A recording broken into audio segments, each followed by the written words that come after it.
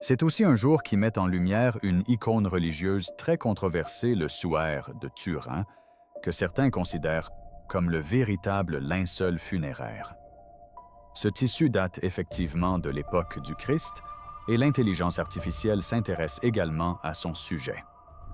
Au cœur d'un supercalculateur des lignes de code, défilent tandis qu'une IA analyse des millions de pointes de données provenant d'un seul objet, le suaire de Turin. Elle ne cherche ni visage, ni taches. Elle traque l'ordre dans le chaos des fibres ancestrales. Soudain, elle s'arrête. La machine a détecté un signal, une symétrie mathématique répétitive dissimulée sous l'image visible. Il s'agit d'un motif qu'aucun artiste médiéval n'aurait pu créer et qu'aucun processus naturel connu ne peut expliquer. Les scientifiques tentent désormais de comprendre la signification de cette découverte improbable pour l'un des artefacts les plus controversés de l'histoire. Le code inscrit dans le tissu le suaire de Turin un linceul de plus de 4 mètres de long. Pour les croyants, c'est une relique sacrée. Pour les sceptiques, c'est un ingénieux faux médiéval. C'est ironique quand on y pense. On a envoyé des hommes sur la Lune cartographier le génome humain et décoder l'atome, mais on n'arrive toujours pas à se mettre d'accord sur un seul tissu.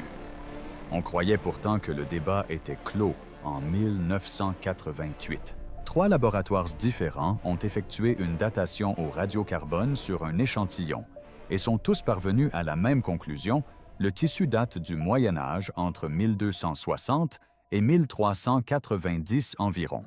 Affaire classée. L'histoire semblait terminée, mais elle ne l'était pas, car le suaire a toujours été rempli de détails étranges qui restent inexplicables. Lorsqu'un avocat italien du nom de Secondo Pia en prit la première photographie en 1898, il fit une découverte stupéfiante. Dans la chambre noire, le négatif photographique révéla un portrait positif d'une netteté stupéfiante. L'image sur le tissu était en réalité un négatif photographique. Des siècles ou avant même l'invention de la photographie, ce seul fait est stupéfiant et devrait interpeller n'importe qui. Comment est-ce que c'est possible? De plus, l'image est d'une superficialité incroyable. Elle repose uniquement sur les microfibres superficielles des fils de lin à une profondeur de quelques centaines de nanomètres seulement. À titre de comparaison, un cheveu humain mesure environ 80 nanomètres d'épaisseur. La couleur ne pénètre pas dans le tissu comme la peinture ou la teinture. Il n'y a ni coup de pinceau ni direction. Il s'agit plutôt d'une modification chimique des fibres elles-mêmes, produisant ainsi la couleur. Les scientifiques ont tout essayé pour reproduire ce phénomène: statue chauffée, peinture à l'acide et transfert de poussière. Ils s'en sont approchés, mais n'ont jamais pu reproduire toutes les propriétés uniques de l'image du suaire. Et c'est là que cela devient encore plus étrange: l'image contient des informations tridimensionnelles précises.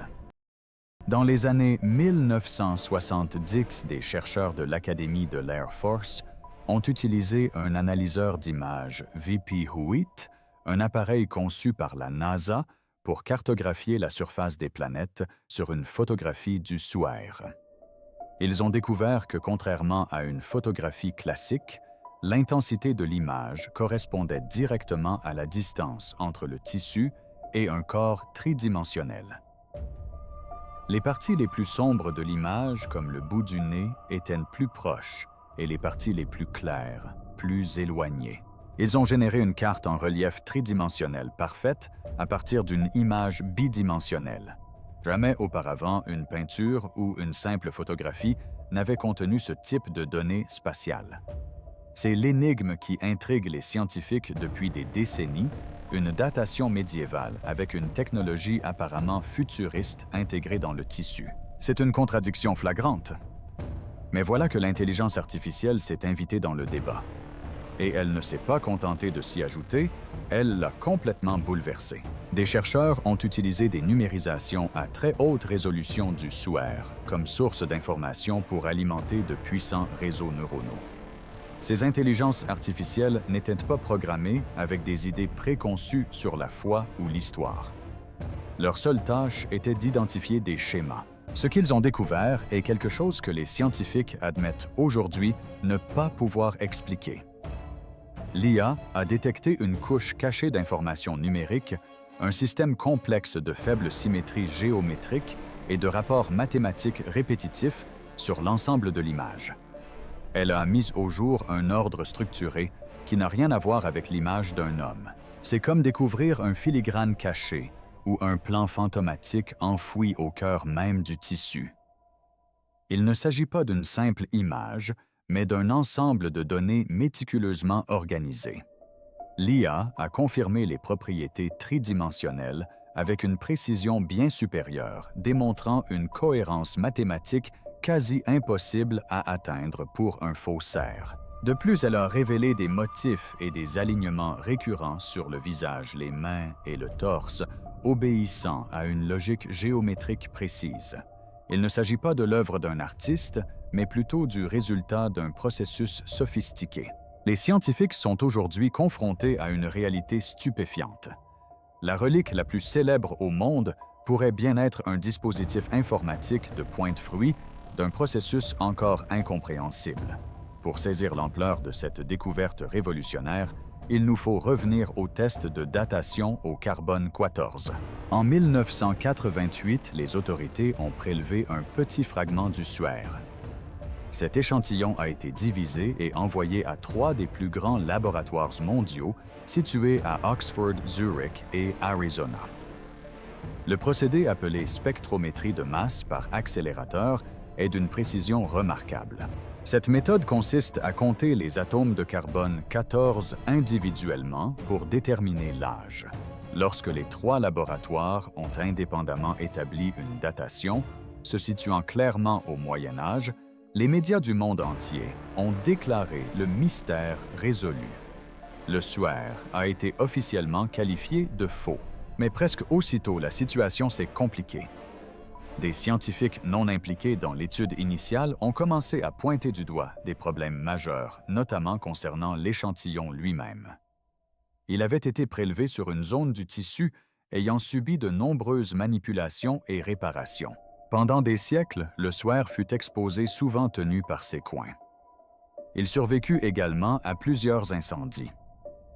Après un incendie en 1532, un groupe de religieuses répara les parties endommagées et cousit le suaire sur un nouveau tissu de support. L'endroit où l'échantillon a été prélevé se situe juste à côté d'une de ces zones rapiécées. Un chimiste du nom de Raymond Rogers, qui avait participé au projet de recherche initial sur le suaire de Turin en 1978, a décidé d'enquêter. Il a récupéré des fils restants de l'échantillon de 1988. Ce qu'il découvrit était stupéfiant. Au microscope, il constata que les fibres de l'échantillon étaient chimiquement différentes de celles du reste du linceul. Les fils de l'échantillon étaient enduits d'une gomme végétale et entrelacés de fibres de coton, tandis que le reste du linceul était en pur lin. Il a également trouvé des traces de teinture. Sa conclusion fut explosive, l'échantillon daté au carbone 14 ne faisait pas partie du tissu d'origine. Il s'agissait d'un morceau de mortier médiéval habilement refait pour réparer des dégâts. C'est un peu comme dater un bâtiment ancien en briques en prélevant un échantillon sur une réparation de mortier moderne. Bien sûr, le résultat sera une datation actuelle. Cela a remis en question l'ensemble des résultats de la datation au carbone 14. D'autres études sont venues depuis étayer cette hypothèse. Grâce à la spectroscopie vibrationnelle et à l'analyse par rayons X d'autres scientifiques, ont obtenu des résultats suggérant une datation beaucoup plus ancienne du suaire, plus proche de 2,0 ans. Une étude a estimé l'âge à 900 avgon, Gekotse à 200 ans près. Une autre l'a daté du 1er siècle. Aucune de ces méthodes n'est aussi largement acceptée que la datation au carbone 14 et le débat reste vif. La communauté scientifique est profondément divisée. C'est dans ce contexte que la découverte de l'IA prend toute son importance. L'IA n'avait pas besoin d'échantillons physiques. Elle a contourné toute la controverse concernant le coin réparé. Elle a analysé l'image elle-même. Le seul point sur lequel tout le monde s'accorde est au cœur du mystère. Les motifs observés ne dépendent pas de l'âge du tissu. Ils sont inhérents au processus de formation de l'image. Par conséquent, même si l'on considère la datation médiévale comme correcte, un problème encore plus important se pose. Il faut expliquer comment une technologie a pu créer une œuvre contenant des couches de données géométriques et tridimensionnelles cachées détectables uniquement par l'intelligence artificielle moderne. Le niveau de précision de l'image est tel que certains parlent d'une forme d'intelligence spatiale encodée dans les fibres. C'est un véritable paradoxe. L'IA n'a pas résolu le débat sur l'âge. Elle l'a simplement rendu caduque. Ce que l'IA a réellement perçu n'était ni un message secret, ni une signature. C'était quelque chose de plus fondamental et d'étrange. Les réseaux neuronaux utilisaient une technique appelée analyse en composantes principales, éliminant le bruit et les informations non pertinentes pour identifier les schémas les plus significatifs dans un ensemble de données massifs.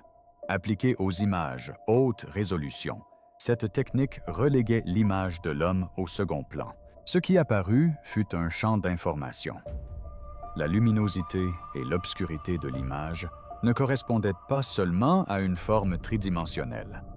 Elles le faisaient avec une cohérence mathématique qui obéissait à une règle précise et prévisible presque comme une loi physique. Imaginez un tissu drapé sur un corps et une forme d'énergie se dégage de ce corps. Plus le tissu est près de la peau, plus l'effet est fort. Plus il est loin, plus l'effet est faible. L'IA a confirmé avec une précision étonnante que cette relation se vérifie sur l'ensemble du tissu. Ce n'est pas ainsi que fonctionnent la lumière et l'ombre dans un tableau. Un artiste crée l'illusion de profondeur grâce à sa technique. Cette image ne présente pas d'illusion de profondeur. Elle contient de véritables informations de profondeur. Un faussaire aurait dû être un physicien et un mathématicien de génie capable de reproduire un motif parfait à l'échelle microscopique. C'est tout simplement impossible. Mais l'IA a découvert quelque chose d'encore plus troublant de faible symétrie et proportions répétitives comme une harmonie musicale. De même que certaines notes s'harmonisent grâce à leur relation mathématique, l'IA a décelé des liens géométriques entre les points de l'image. La distance entre les yeux, les proportions des mains, la courbure des côtes, tout cela est lié par une structure géométrique sous-jacente. Ces motifs étaient invisibles à l'œil nu enfouis sous le bruit du tissage et des siècles d'usure. Mais l'IA les voyait clairement. Pour s'assurer qu'il ne s'agissait pas d'un bug ou d'une pareidolie, les chercheurs ont soumis à l'IA des images d'autres linges anciens et des représentations artistiques. Elle n'a rien trouvé. La structure géométrique était unique à ce suaire. Ses implications sont stupéfiantes. L'image semble s'être formée non par contact direct, mais par une force ou une énergie qui a projeté l'information sur le tissu à distance. Les scientifiques ont avancé plusieurs théories. L'hypothèse de l'effet Corona, par exemple, expliquerait pourquoi un champ électrique à haute tension autour d'un corps pourrait provoquer la formation d'une image sur un tissu proche ou encore celle d'une brève et intense impulsion de rayonnement, peut-être ultraviolet, qui brûlerait la couche supérieure des fibres de lin. Cependant, les expériences ne parviennent jamais à reproduire toutes les caractéristiques uniques de ce phénomène. Ils peuvent imiter l'aspect superficiel de l'image, mais pas la perfection des données tridimensionnelles ni la géométrie cachée. C'est presque incroyable. Une image d'une fragilité physique extrême, d'une profondeur de seulement quelques nanomètres, mais d'une richesse informationnelle insoupçonnée qui a traversé les siècles. Un physicien a résumé la situation ainsi: il ne s'agit pas d'un artefact, mais d'un phénomène. Si c'est un phénomène et non un artefact, de quel type de phénomène s'agit-il? La détection par l'IA d'un ordre mathématique caché ouvre un champ de possibilités extraordinaires. S'agirait-il de la signature d'une technologie disparue d'une loi naturelle inconnue ou du témoignage d'un moment où la réalité physique elle-même a été altérée? Dans une simulation de reconstruction, Lorsque l'IA a inversé la géométrie des rapports encodés, elle a produit une carte harmonique spatiale parfaite, semblable à celle utilisée en imagerie quantique. Certains physiciens ont évoqué l'impensable. Le linceul aurait pu capturer un événement hors des lois de la physique, une explosion d'énergie si brève et si intense qu'elle a laissé un écho informationnel plutôt qu'une trace indélébile. Plus les scientifiques approfondissaient leurs recherches, plus le phénomène devenait étrange. Au sein de la trame numérique des données, l'IA a isolé ce qu'elle a appelé des lignes de cohérence de phase de minuscules segments parallèles de symétrie mathématique s'étendant à intervalles précis tels des codes barres. Une fois traduits en fréquences d'onde, ces motifs produisaient des sons des notes harmoniques pures correspondant à des rapports musicaux connus depuis l'Antiquité, les mêmes constantes proportionnelles utilisées dans l'architecture sacrée primitive. Les chercheurs ont plaisanté en disant que le tissu semblait vibrer en silence. Mais, et si ce n'était pas une plaisanterie, et si ces harmonies étaient intentionnelles, une représentation codée de l'ordre émergent du chaos, lorsque l'information a fuité, le Vatican a refusé de commenter. Les dépositaires officiels du SWER à Turin ont gardé le silence, mais des laboratoires indépendants ont commencé à demander l'accès aux données d'intelligence artificielle. Certains généticiens ont affirmé que des fragments d'ADN mitochondrial présents dans des traces de sang microscopiques sur le SWER ne correspondaient à aucune population régionale connue. Une anomalie particulière dans les marqueurs chromosomiques a conduit une équipe à parler d'un profil humain sans toutefois l'établir avec certitude. Mais à huis clos, les murmures étaient sans équivoque. Bientôt, les conférences se transformèrent en champ de bataille. Les théologiens y virent une justification. Les sceptiques ont accusé l'IA de surapprendre. Pourtant, tous les tests effectués n'ont pas permis d'infirmer ce résultat. La cohérence géométrique était bien réelle. Les données étaient formelles. Parallèlement, une autre équipe d'IA a tenté de simuler l'image par génération procédurale aléatoire, une tâche impossible.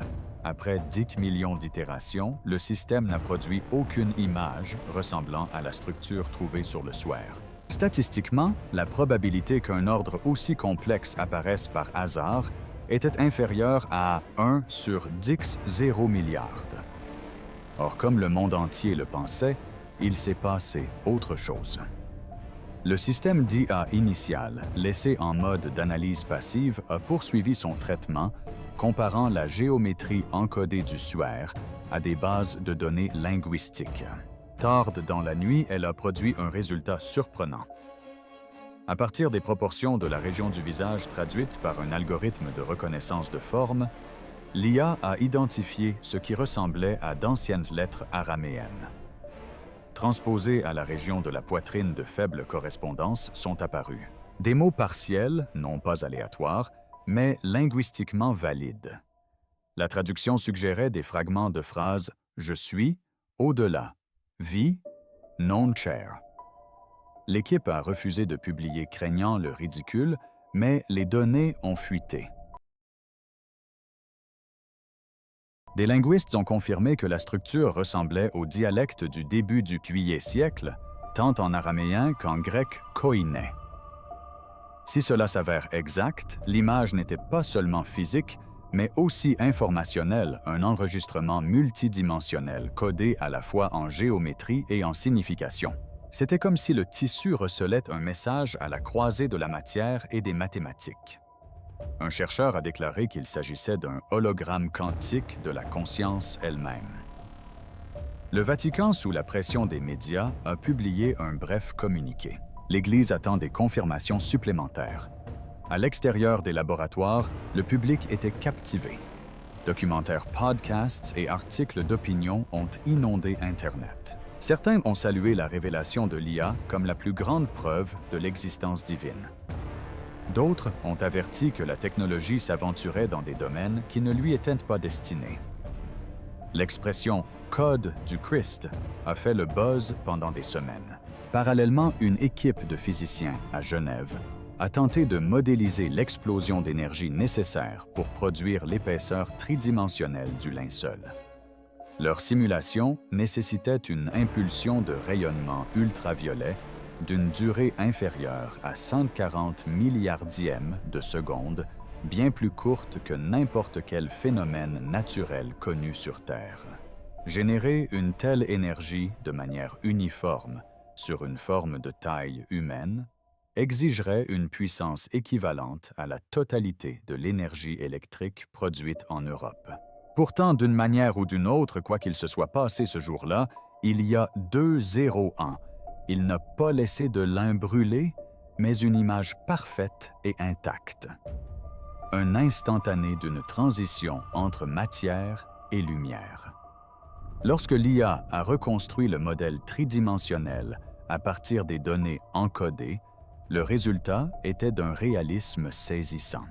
Le visage de l'homme était serein, sans la moindre trace de souffrance. Ses yeux semblaient ouverts. Les scientifiques qui observaient la projection holographique restèrent silencieux. L'un d'eux murmura « On dirait moins la mort que la transformation ». L'histoire aurait dû s'arrêter là, mais elle ne s'arrêta pas là. Des semaines plus tard, l'IA commença à corréler les rapports géométriques avec des données astronomiques. Spontanément, le système a fait correspondre la fréquence des motifs de symétrie codés aux constellations visibles au-dessus de Jérusalem durant une période précise du 1er siècle, soit précisément la période où la crucifixion aurait eu lieu. La probabilité d'un alignement aléatoire était une fois encore infime. Soit le hasard nous jouait des tours à l'échelle cosmique, soit l'image a préservé un instant précis de l'espace-temps. Si le tissu a enregistré non seulement la silhouette d'un homme, mais aussi une impulsion de rayonnement porteuse d'informations temporelles, alors le linceul serait en réalité le premier enregistrement holographique au monde. L'empreinte d'un événement physique dont nous ne comprenons pas encore les mécanismes. Certains l'ont appelée photographie spatio-temporelle d'autres empreintes de résurrection. Quoi qu'il en soit, elle défiait toutes les lois de la thermodynamique connues. Mais la fascination grandissante a engendré la peur. Les ingénieurs de l'IA ont signalé des anomalies dans son comportement. Lors des cycles d'apprentissage profond, elle a commencé à générer des résultats sans rapport avec ces données, des motifs lumineux et sonores ressemblant aux fréquences de la voix humaine. Les mots s'émettaient inintelligibles fragmentés comme si le système répétait un message qu'il ne pouvait traiter. Le laboratoire a fini par l'arrêter, invoquant des phénomènes de signaux récursifs inattendus. La rumeur courait que lors de son analyse finale, l'IA avait imprimé une dernière ligne de texte avant de planter. Lorsque le tissu respirera à nouveau, la lumière réapparaîtra. Aucun document officiel ne fait état de cette ligne, mais 3 chercheurs ont confirmé l'avoir vue indépendamment. Le projet a été abandonné, ses données verrouillées sur les serveurs du Vatican, bien que des fragments cryptés aient fuité sur des réseaux anonymes. Des analystes amateurs affirment désormais déceler des symétries similaires dans d'autres reliques, suggérant que le suaire ne serait pas unique, que l'humanité aurait déjà rencontré ce code sans simplement disposer des outils nécessaires pour le déchiffrer. Au fil des mois, le débat n'a fait que s'intensifier. S'agit-il d'un message divin, d'une relique d'une technologie inconnue, ou de la preuve que la conscience elle-même peut s'imprimer dans la matière? Le suaire de Turin demeure dans sa vitrine, gardé et silencieux. Et pourtant, elle semble renaître telle une énigme ancestrale renaissant à l'ère du numérique. L'IA lui a insufflé une nouvelle voie non plus théologique ou légendaire, mais faite de données de mathématiques et de lumière. C'est peut-être là toute l'ironie. Pendant des siècles, la foi a demandé aux gens de croire sans preuve. Or, la preuve elle-même semble murmurer la même chose que la foi a toujours murmuré, la réalité dépasse ce que nous pouvons mesurer. Au final, le véritable miracle n'est peut-être pas que le suaire contienne un code, mais que nous ayons enfin pu le déchiffrer. Dans la trame ténue du lin, dans le visage fantomatique qui nous contemple depuis un autre âge, quelque chose perdure, un dialogue entre la matière et le sens qui refuse de s'éteindre. Et tandis que scientifiques et croyants scrutent les profondeurs numérisées de cette étoffe ancestrale, une pensée persiste, troublante et profonde. Et si l'image sur le linceul n'était pas du tout un souvenir de la mort, mais le premier témoignage de la vie la transcendant?